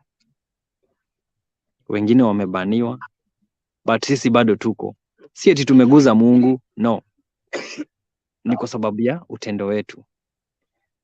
I know ourselves, we are hardworking. That's right. We are hardworking. But chunga usikuje kumess on a very small silly mistake. Not only for those who are at home, even us who are here. Think before you act. Think before you act. I will stick to your story. I've listened to our sister. I've listened to Daudi Musa's story. Talk to someone right now. This is Vote TV. Talk to someone right now who is in Kenya, ambaye maisha yamefika mwisho, ambaye ana deal na agent sahi, ambaye mamwambia atampeleka Dubai. You know, the thing is, what happens is, Peter, akiwa na agent anafikiria kwamba huyu agent ni kama Mungu wangu, hii ndio highway yangu ya kupotelea shida. So they start doing what I'm talking about. It's true. Watu wanauza mashamba. People are leaving businesses in Kenya. There's a guy that wrote to me a 2-page letter who sold 3. Alikuwa na biashara ya pikipiki. He sold 3-4 pikipikis because he was being promised. They were mentioning stupid money for him. And I'm telling you, it turns out to be the worst disappointment, and he's now in a point he has sunk into depression because after his marriage na kila kitu has collapsed. Talk to that person right now. What I can say is, and I'm very much sorry to say this, kuna certain kitu inaulizanga, who advise you to be where you are? Some nasikia wakisema it's a madman who I don't know did what and what. Don't be that madman, be a wise man. Saizi ni kubaya. Hiyo pesa yenye huyo mtu anakuambia that umpatie akupeleke mahali, it's not only Dubai. Make use of that money in something else. If you are still unasikia roho yako inakuambia no, don't. Cause yeah, for real, you can go somewhere na hiyo mahali ku accept, and you can go somewhere and you be rejected by the ground. Okay, kuna mtu anaweza kuja aende mahali aende yagonjeke, na alikuja akiwa normal, aende yagonjeke, ukuje and everything messed up, upajipate your expectation they are not. Ulikuwa umepromisiwa unakuja kulipo 5000 dirham, unapiga hesabu wa takuwa ninaingisha almost 200,000 in a month. Utakuja kupigwa na depression, my dear. First accept whatever it is. If you are already, first of all nitaambia my dear sisters, cause nyinyi si kama wanaume kama sisi. Wewe hautaenda mjengo, hautaenda kuosha magari huko kwa parking. Think first. Accept that salary. Wewe ukikuja ukue, kama ulikuwa umepromisiwa 5000, kama ulikuwa umepromisiwa 3000, wewe ukipata unalipa 1000 ama 1200, first accept that money. Cause your expectation will kill you. Depression itakumaliza. Mshangao itakumaliza. Maintain kwa hiyo kazi kwanza. Kama ulikuwa mtu wa Cologne kukuja Dubai, kama ulikuwa mtu wa Cologne kwenda Qatar, kwanza maliza hiyo loan yako. I had one friend and I was introduced him by one of my sister mwenye tulikuwa tumekuja na yeye. Akaniambia that cause wewe uko free, si ukitoka job uende umsaidie kulipa bili ya hospitali, cause hana way ya kuchange dirhams. So myself, I had to go to where he is to top up my ATM account from his M-Pesa so that I can withdraw and pay for his hospital bill. Asubuhi nikatoka job nikaenda direct hadi almost Expo. And I happened to listen to that gentleman. He's a young boy like me. Kijana nikamsikiza and he told me, Peter, thank you for coming. I never thought that you can come. But hata hii pesa yenye nimepata ya kulipa hospitali, nimekopa nyumbani. He was to pay a bill of 600 dirham. 600 dirham, it's almost like, almost for 35,000. Medical peke yake. Medical peke yake. And he gave me his story. Na akaniambia, mimi Peter nimekaa hapa for since February up to now. Nilienda kumuona mwezi wa 6, sorry. Aliniambia kutoka February I've been here for all those months. Sijawahi pata job. I need to stay here. I need to look for solution. I need to commute to drop my CVs and everything.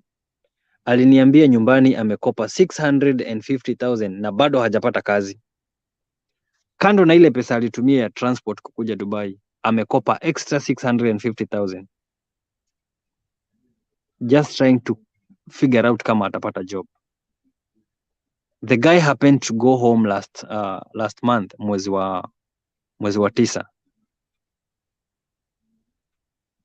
Na aliamua I'll go and do whatever it is. Cause the more nitakaa Dubai, the more mambo itabadilika. Cause alikuwa anaishi kurenew the visa, kwenda kulipa commission, mambo inakuwa different. He went back home with a loan worth 650,000 plus the 150,000 yenye alikuwa amekuja nayo. That's 800,000. You're going back home plus, with a loan of 800,000 plus 7 months wasted. And 7 months wasted. Ulikuja Dubai ukiwa health wise, unarudi nyumbani ukiwa unhealthy. Cause kijana alikuwa ameslim kabisa. Cause you're not feeding properly, you are not, you see? So, what I'll say is, please please, ebu tukubarini whatever it is. And let's keep off the unwanted praises. Cause hakuna mahali ya kunanga unwanted praises. Once you come here, kata raha. Weka kando.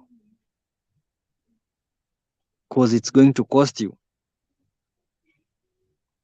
Ukikuja hapa, jiangalie health wise. Cause hospital, hakuna kitu expensive kama medical service.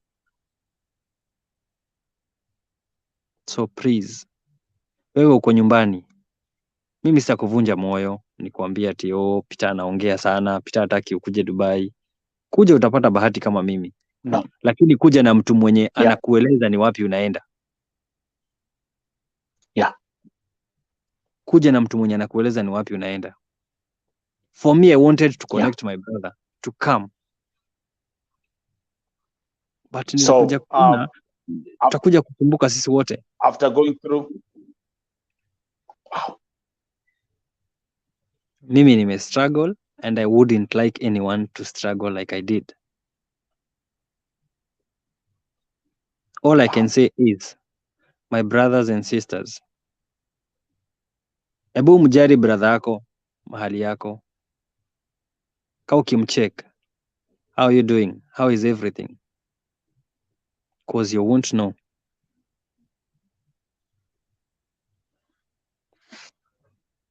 Me, I just give thank you. Question. I give thanks. Someone is calling me.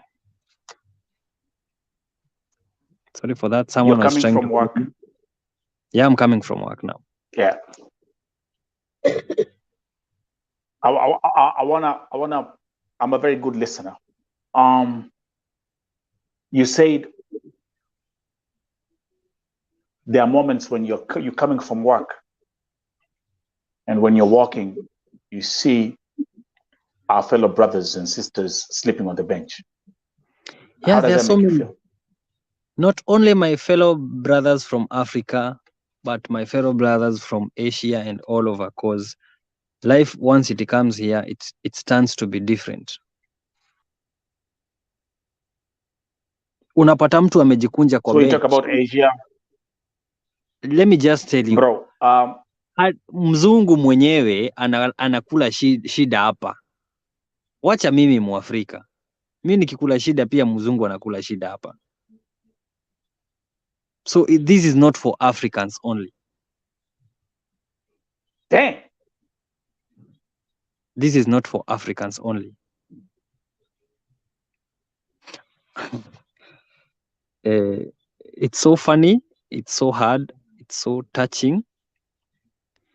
But nimekuambia, if you don't walk on the streets, you won't know what is going on. Hakuna mahali fun kama hapa. You know what? Hakuna mahali fun kama hapa. Because 1 o'clock you'll just find people there outside. It's a free country. 1 o'clock utapata watu wako nje. So wewe una interact na watu huku 1 o'clock hivyo, watu wakienda kulala unabaki kwa bench peke yako. Asubuhi saa 2 saa 3 kajua kakianza kuchomoka, watu kabla waamke, wewe ndio unaanza kujiamusha sasa, unaondoka kwa bench and you are a normal guy.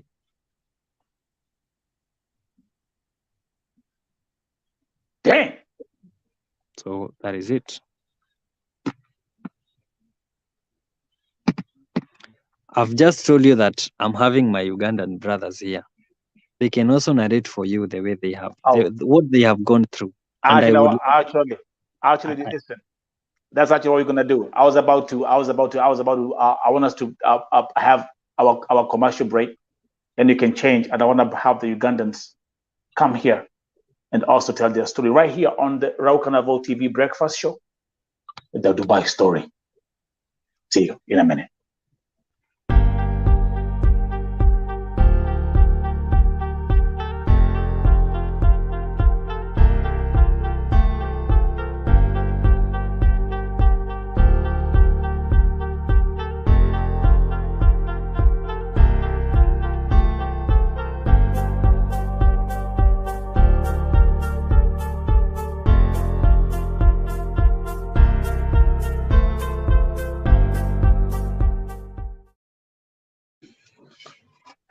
Yes, welcome back, the Raul Carnival TV Breakfast Show. And now I have my brother from Uganda in Dubai here Hello. to tell his story. Welcome, my brother. Hello, how are you? Fine, thank you. Fine, thank you. Tell the audience what's your name and where you come from in Uganda. My name is Muhanguz Oswald, and I'm from Western Uganda. Western Uganda, currently in Dubai. Yeah. Oswald, I'm just going to give you the platform. I'm learning from you guys. There's so much you're hearing about Dubai. Tell us your story and what you'd like us to know today. My story coming to Dubai is like this. The same story as these guys have told you about agents telling us good things about Dubai, telling us you're going to earn a lot. Like they promise you heaven and earth here in Dubai. That's right.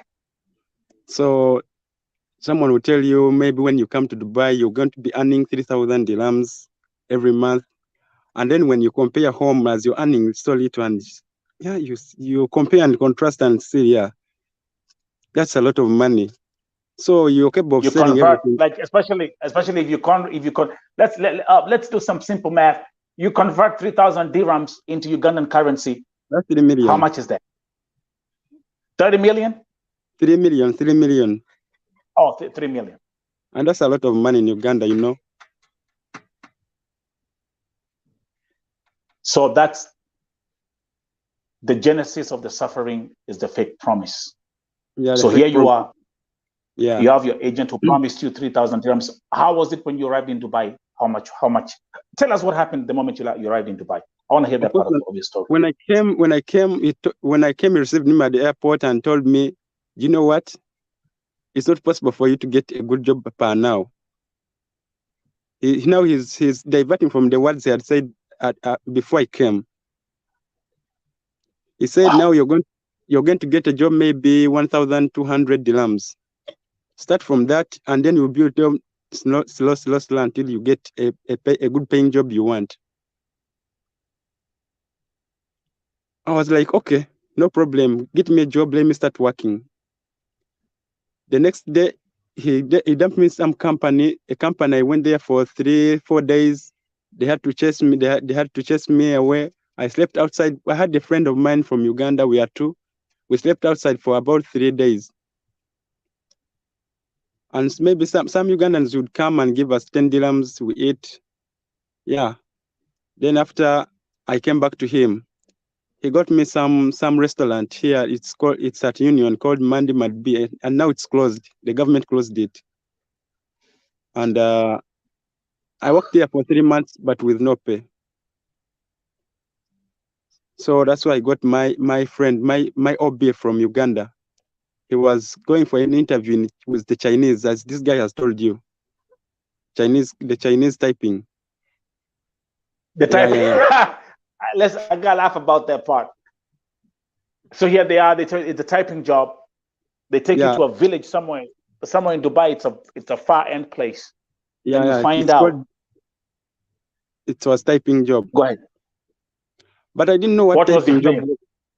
I didn't know what the typing job meant, because they told me the salary was too high and they were taking us to Cambodia.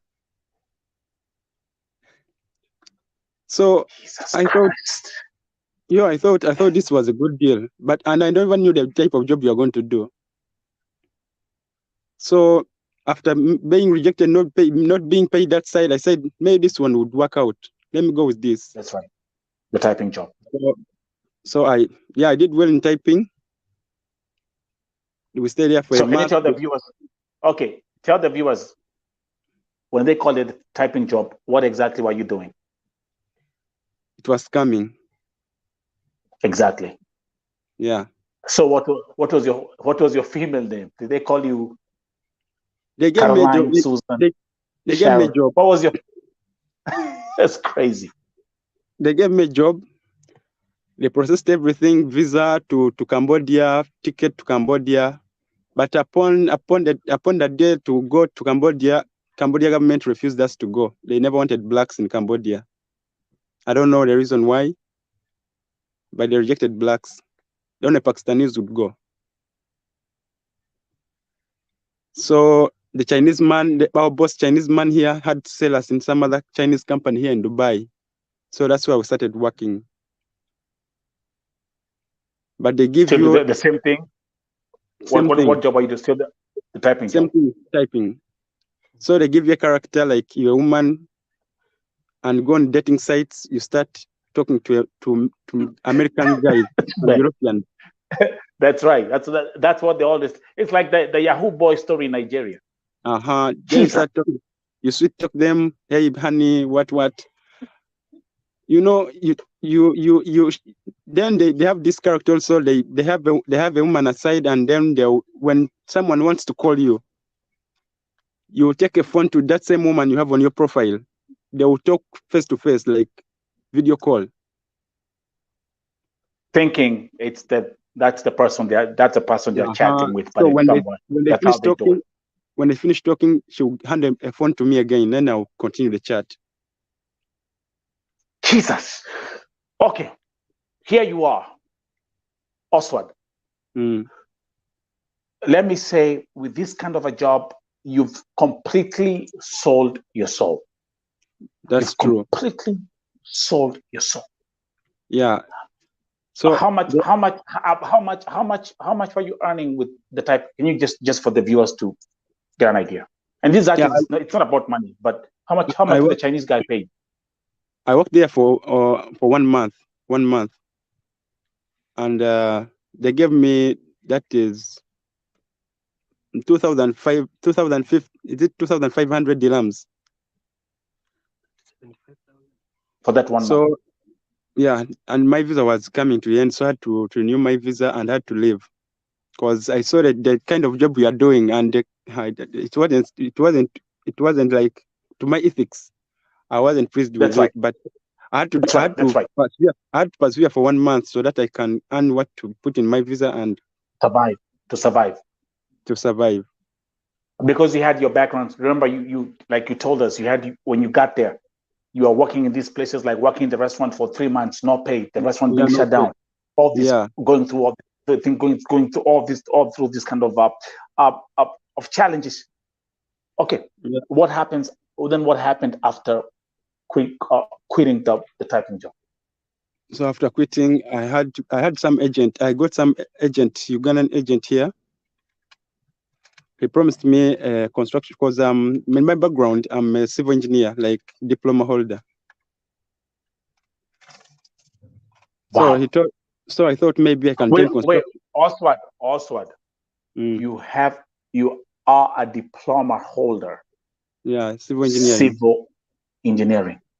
Yeah. So I thought maybe construction would work for me better. If I joined construction, I would build my career from there. Yeah. So this agent told me, I have a construction company, needs workers. You can go and work. I thought, yeah, that's a good deal. The rest of the money I was left with, I had to give it to that agent to secure me that job because you can't get it before you pay that money. Reaching there, I worked for 6 months, but in 6 months, they paid me 2 months. Because the other money was being deducted to no certificate of how was no. Those most are Egyptians, the Egyptian bosses. They are not good at paying. Not good at all. So you worked for 6 months and they only paid you for 2 months. Yeah. Then I had to fight them to renew my visa again. I thought I was not earning anything from there, so I had to leave.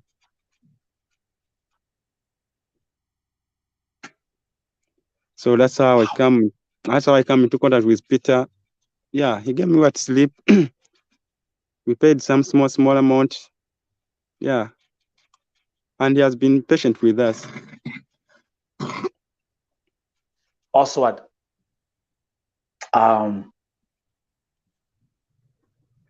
what's the way forward? You see, now back in Uganda, my dad was a prominent businessman in Uganda, but about 5 years back, he got some challenges and he had to fall, like, everything. Completely wiped out. That's right. Yeah, he became bankrupt.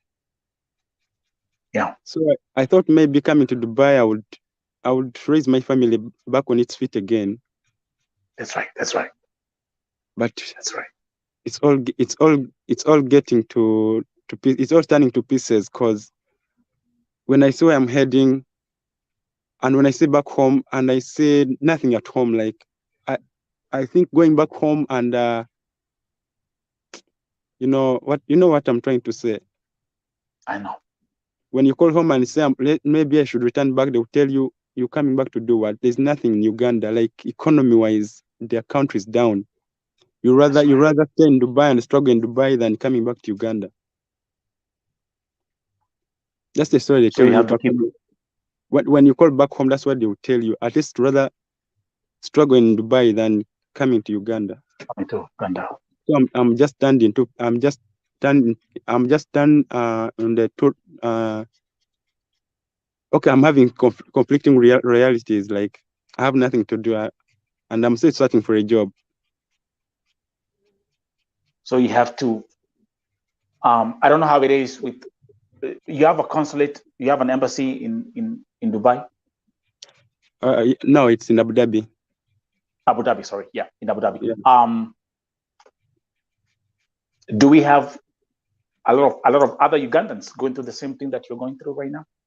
Very many, and in fact, me, I'm maybe can I say I'm somehow in some good position compared to some people I see. Some people are also in deportation, in prison. So I can say maybe I'm somehow in a better position. Wow. But also my visa is coming to an end also. I'm searching, but most of my visa is also, I'm seeing my visa also coming to an end in December. So and of course, right now you don't have a job right now. I'm still looking for one. I'm talking to a young man from Uganda who's holding a diploma in civil engineering and having to persevere and go through this. Again, to all the viewers, those who want to support this group of our Kenyan brothers and Ugandan brothers and sisters, there's an M-Pesa number on the screen. I'm going to read that number to you out loud again to support our Kenyan brothers and sisters, and also now Ugandan brothers and sisters in Dubai. M-Pesa number 0794-329-770. The name's Peter Ghana Mwangi. I want to say something, my brother.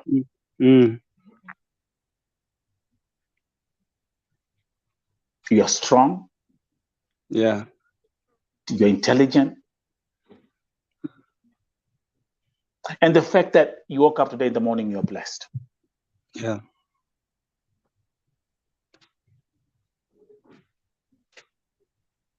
I feel your pain. Yeah.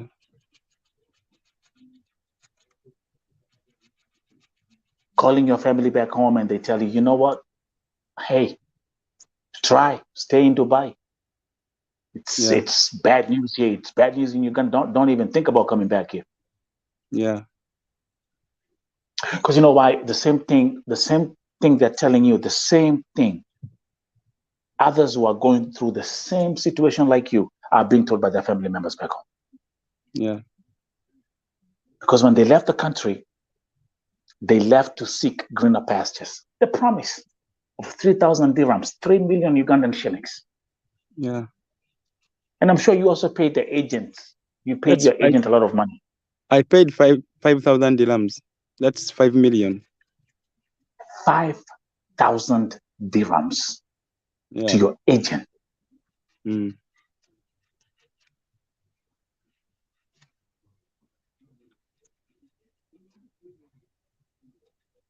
So actually, the people who are making money in this whole Dubai shenanigans are the agents. Agents are making a lot of money here. Do we agree? Agents are making a lot of money. It's you who's supposed to benefit. Actually, it's supposed to be a win-win situation. Yeah, that's true. But I don't see a win-win situation. I actually see only one party is one which is winning, which is the agents. The agents are winning. The agents are winning. Because they don't have to go through what you're going through. They're very comfortable in their home countries. They're very comfortable in Uganda. And as we are having this conversation, my brother, that same agent, I'm 100% sure, his or her office is packed with people who are desperate like you to leave the country. Very many people are coming here. Very many people are still coming. Because for him, he wants to earn. Of course, he will keep on promising, you know. What would you tell your brother or sister in Uganda right now? The advice I would give to my sisters and brothers in Uganda, if you're coming to work and you're not coming on an employment visa, like you don't secure a good company and not make research, you have to first make research of a good company, and you have to be 100% sure that the company you're coming with has given you employment visa, and you have to research first, even if it's because you have some tendency here where a company will deceive you, it has made employment visa for you, gives you a fake document. Then when you reach here, you find it's maybe a 1 month visa and all a 3 month visa. That's the tendency is there also, that tendency. So when they give you that kind of employment visa, you have to also go down and make research and know whether this contract I've signed is truly from the company in Dubai. That's right. Yeah. So the tendency of coming here on this visa, looking for a job, I think should stop. Wow. My brother, I'm going to leave you with these words.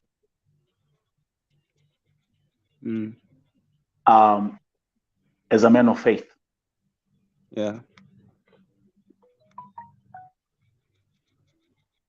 Pray, brother man.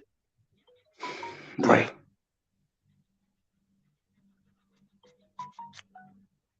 What is impossible to man is not impossible to God. Yeah. When I hear what you have had to gone through and persevere, it hurts my soul. Because this is exploitation. This is modern slavery. True. And the catalyst of this modern slavery, or this form of this structure, is being supported and enhanced by our fellow countrymen and countrywomen. Yeah. See where I'm coming from? This is what we're gonna do. It's not the last time I'm gonna host you on this platform. I'm gonna talk to you guys again. I'm gonna host you again. We're gonna keep on educating and teaching. Yeah. God bless you, brother man. Oswald. Thanks. Thank you for hosting me. To everyone who is in that house, Peter, thank you very much for receiving this group. My sister who was here, David Musa, thank you for speaking out. I know it's not easy to come on camera and tell you this story. I know it's not easy. I know. It's not the frustration, the frustration and the shame. I know that. But let's put our trust and faith in God, that God will make a way for each and every one of you to be able to provide for your families. Yeah. This is Vote TV. See you guys in my next broadcast. Have a good day. Thank you.